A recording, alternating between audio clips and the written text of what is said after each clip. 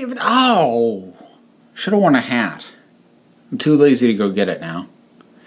Heck with it. Okay. Hey, everybody. I'll file this under Overdue Reviews because this is a movie I actually saw back when it originally came out in theaters. Liked it quite a bit. And now Liz, my partner, and I ended up doing it as one of our sort of synced up in isolation movie viewings. Like, I want to be clear, neither of us are in quarantine, but, you know, we're not with each other all the time. We don't live together. So sometimes to sort of bond, we'll sync up a movie and watch it at the same time and, you know, text each other during it. We did it with this one.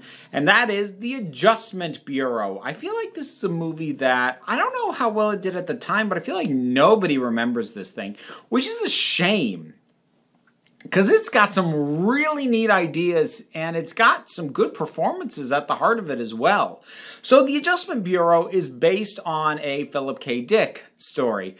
So if you don't know that name, I would hope you did. But in case, he wrote the original works that led to films such as Blade Runner and Total Recall and Minority Report and a whole bunch of others. Some good, some bad. But the man wrote really intriguing, really interesting, high-concept sci-fi stuff.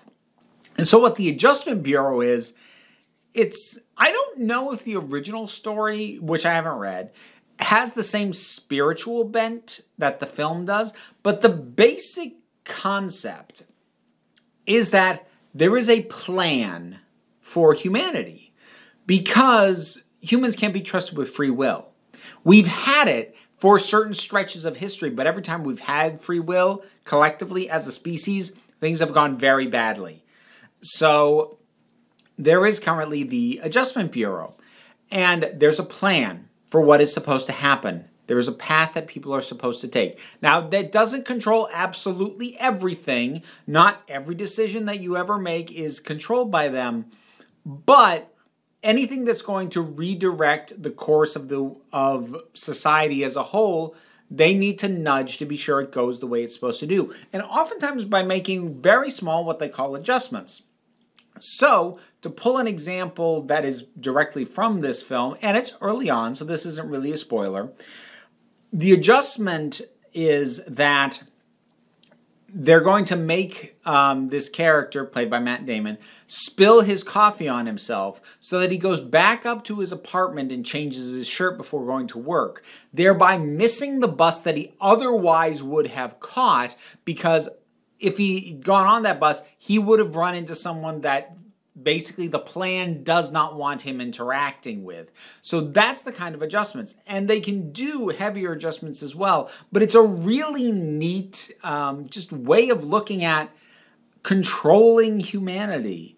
And in a not exceptionally sinister way. They make a pretty compelling argument as to why we can't really be trusted with these things. And also, like I said, it made clear they're not in control of absolutely everything. There's still plenty of stuff, you know, random chance that just happens, or decisions that you make that don't affect the plan. So yeah, that's totally do whatever you want. So, and that's the other thing, they don't control people directly. They know people well enough that they can present them with decisions, and they know how the person will respond when given that decision. Such as, they knew Matt Damon, if he had spilled coffee in his shirt, his decision would be to go back up to his apartment and change his shirt. Now, they couldn't actually control him or force him to do that, but they knew that would be his reaction, so that's why they were going to spill coffee on him. It's really neat, and it's really well explained, and it's really well just shown. And the acting in it is really good.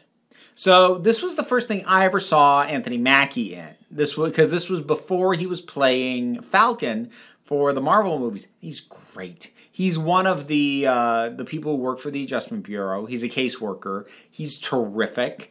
And actually, all the people that work there are great. John Slattery is terrific. Then they bring in the big guns, which means Terrence Stamp is like, oh, dang, okay. So they're all terrific. And there's this great, it's not quite blue collar, but it's this real mix of unimpressive white collar. It's like they're doing a white collar job, but it's like data entry. Oh, you know, there's nothing glamorous about it.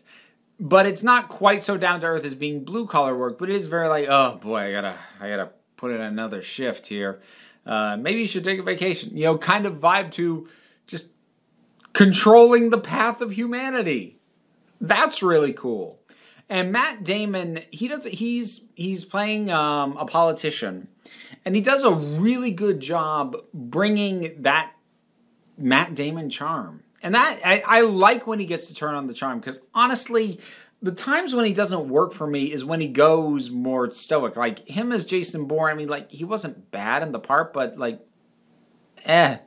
whatever. But I watch him in this and watch him turn on the charm, like, oh, I could just watch you for ages. And that's great fun.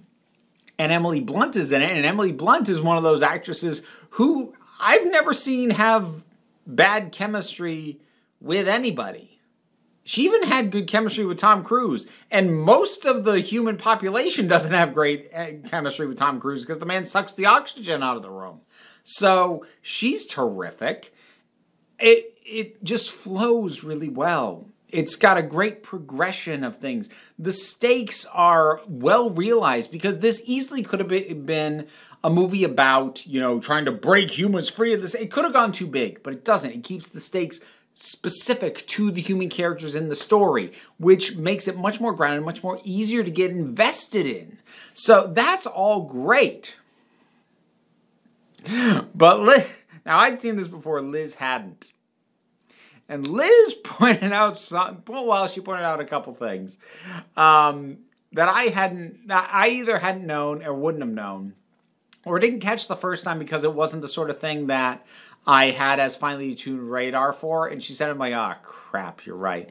So save that for a second. The first thing she pointed out is Emily Blunt's character is a dancer, like a professional dancer. And she has some dance scenes, which to me looked great, except Liz actually has a dancer background and some training. So she watched it and went, it was fine. She was okay. She could tell the difference. It was like, oh God, it was like in my... it was like in my review of Robot of Sherwood over on the main Council of Geeks channel, where I complained about their form drawing back on the longbow because I actually know how to use a longbow, so that bugged me. So it was the same thing with her in the dancing. But the thing that she pointed out, these are her words I am about to say. All right, this was her description of what she did. She said, oh, we've got a new segment for one of your channels. We can call it Liz Ruins Entertainment with Feminism. Because she pointed out that Emily Blunt's character has virtually no agency in this story. She's still really good in the part. Her chemistry with Matt Damon is great. The character's not even a bad character, but as far as her use in the narrative, yeah, she's got no agency. She's either being shifted around by the Bureau or she's being literally dragged around by Matt Damon. Like the poster of him dragging her by the hand is shockingly apt because that's kind of all that happens to her. She's a piece that gets moved around by two different sides and really makes almost no decision on her own that has any impact on anything. Which is a shame that I've now noticed that I'm like, oh. That does not suddenly make this a bad movie. I still think it's a good movie. And Liz even said she liked it and thought the ideas were really neat and were well executed. But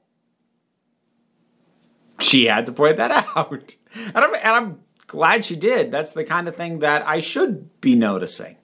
But yeah. Ruining entertainment with feminism. Coming soon to Council of Geeks. I don't know if that's actually got to be a thing. But anyways, have you seen the Adjustment Bureau? What are your thoughts on it? Whatever they are, drop something on down in the comments and let's talk about it. There's the usual stuff to do. I have a Patreon that keeps a roof over my head right now, as I'm currently unemployed. In addition to that, there is liking and subscribing and sharing and links to social media, etc., etc., etc. Check them out or don't. I would appreciate it, but no pressure. We take a relaxed attitude around here, so just come on back next time you need a break.